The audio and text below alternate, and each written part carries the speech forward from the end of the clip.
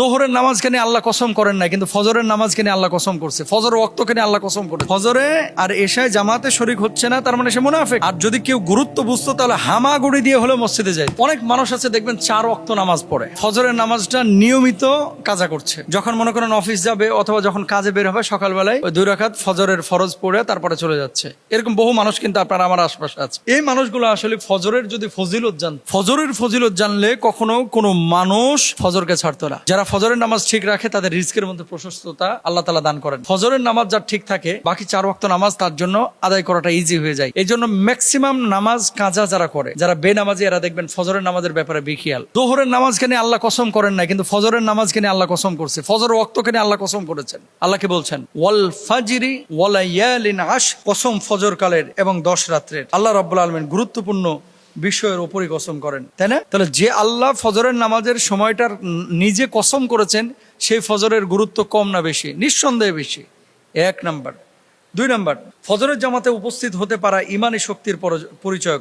আবু হুরায়রা রাদিয়াল্লাহু তাআলা আনহু থেকে বর্ণিত, রাসূল আকরাম সাল্লাল্লাহু আলাইহি ওয়াসাল্লাম তিনি বলছেন, এশা ও ফজরের নামাজ মুনাফিকদের জন্য সবচেয়ে কঠিন। এশা এবং ফজরের নামাজ কাদের জন্য? মুনাফিকদের জন্য। তাহলে কেউ যদি এশা এবং ফজরের নামাজের তাজিম এহতেরাম যদি না করে, যদি সম্মান না করে, গুরুত্ব না দেয়, তাহলে সে যেন মুনাফিকে পরিণত হলো। এরপরে বলছেন, তারা যদি জানতো যে এই নামাজের পুরস্কার বা সওয়াব কত, তাহলে হামাগুড়ি দিয়ে হলেও ফজরে এবং এশারের নামাজে মসজিদে শরীক হতো। সুবহানাল্লাহ। বুঝেন, এগুলো বুঝেন, একটু বুঝেন, এগুলো বোঝা দরকার। এগুলা শুধু আওয়াজ না, কিন্তু এগুলো আসল নাসিহা। কি বলতেছে? যে ফজরে আর এশায় জামাতে শরীক হচ্ছে না, তার মানে সে মুনাফিক। আর যদি কেউ গুরুত্ব বুঝতো তাহলে হামাগুড়ি দিয়ে হলেও মসজিদে যায় ফজর আর এশাতে। এটা আমার কথা না, নবী সাল্লাল্লাহু আলাইহি ওয়াসাল্লামের কথা, সহিহ মুসলিমের হাদিস 651 নম্বর হাদিস। এরপরে দেখেন, ফজরের নামাজ আদায় করুন, আল্লাহ তাআলা জিম্মায় দিনাতিপাত করুন। আপনি যদি ফজর আদায় করেন তাহলে সারা দিনটা আল্লাহ বিশেষ জিম্মাদার আপনার হয়ে যান। মানে পুরো দিনটার জন্য আল্লাহ তাআলা বিশেষ জিম্মাদারি নিয়ে নেন। নবীজি সাল্লাল্লাহু আলাইহি ওয়াসাল্লাম বলেছেন, মান সাল্লা সালাতাস সুবহি ফাহুয়া ফি জিম্মাতিল্লাহ, যে ব্যক্তি সকালবেলার নামাজ আদায় করে আল্লাহ তাআলার জিম্মায় সে চলে যায়। সুবহানাল্লাহ, কত বড় কথা। এরপরে দেখেন, ফি আমানিল্লাহি ওয়া ফি জাওয়ারিহি, আল্লাহ রাব্বুল আলামিনের নিরাপত্তা এবং আশ্রয় সে লাভ করে। এখন সারাদিন যদি আপনি আল্লাহর নিরাপত্তায় থাকেন, জিম্মাদারিতে থাকেন, পৃথিবীর কোনো মানুষ আপনার ক্ষতি করতে পারবে না, পৃথিবীর কোনো জায়গায় আপনি ঠেকবেন না, আপনি সম্মান পাবেন, আপনি ইজ্জত পাবেন ইনশাআল্লাহ।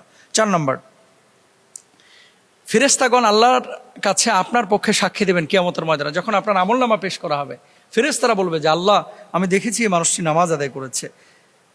কারণ কি? ফেরেশতাদের পালাবদল হয়। যখন আপনার আমলনামাটা আল্লাহর সামনে পেশ করা হয়, ফজরের সময় এক গ্রুপ আসে, তারপরে রাত্রিবেলায় ফজরের সময় একদল ফেরেশতা আর আসরের সময় আরেক দল ফেরেশতা।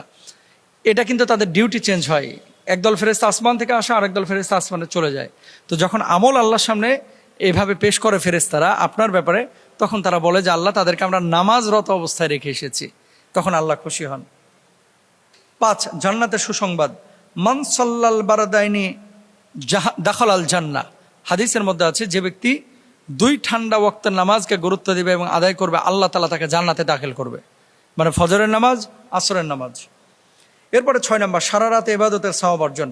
মান সাল্লাল আইশা ফি জামাআতিন ফাকাআন্নামা কামা নিসফাল লাইল ওয়া মান সাল্লা সুবহা ফি জামাআতিন ফাকাআন্নামা সাল্লাল লাইলা কুল্লাহ, যে ব্যক্তি ফজরের নামাজ এবং এশার নামাজ জামাতে আদায় করলো, ওকে আল্লাহ রাব্বুল আলামিন সারা রাত নামাজ আদায় সওয়াব দিয়ে দিবেন। ফজর আর এশার নামাজ কেউ যদি জামাতে আদায় করে। 7 নম্বর, ফজরের নামাজ আদায়কারী লাভ করবে আল্লাহর দিদার। সুবহানাল্লাহ।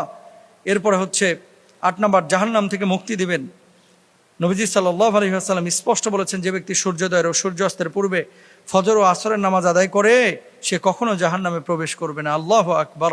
9 নম্বর, দুনিয়া এবং দুনিয়ার মাঝের সব কিছুর চাইতে দামি কিছু পেতে চাইলে রাকাত আল ফজরে খয়রুম মিনাদ দুনিয়া ওয়া মা ফিহা, ফজরের 2 রাকাত নামাজ দুনিয়ার মধ্যে এবং দুনিয়ার বাইরে যা কিছু আছে সবচাইতে উত্তম। এরপর আল্লাহর হাবিব 10 নম্বরে বলছেন, কিয়ামতের দিন নূর প্রাপ্তির সুসংবাদ। যারা এই নামাজগুলো আদায় করবে, বাশশিরিল মাশশাইনা ফিয যুলামি ইলাল মাসাজিদি বিন নূরিত তাম্মা ইয়াউমাল কিয়ামাহ, অন্ধকারে পায়ে হেঁটে ফজরের নামাজ আদায় করতে মসজিদে গমনকারী ব্যক্তিদেরকে সুসংবাদ দাও, কিয়ামতের দিন তাদেরকে পরিপূর্ণ নূর আল্লাহ তাআলা দান করবেন। সুবহানাল্লাহ। আল্লাহ তাআলা আমাদেরকে বোঝার তৌফিক দান করুন। আমিন।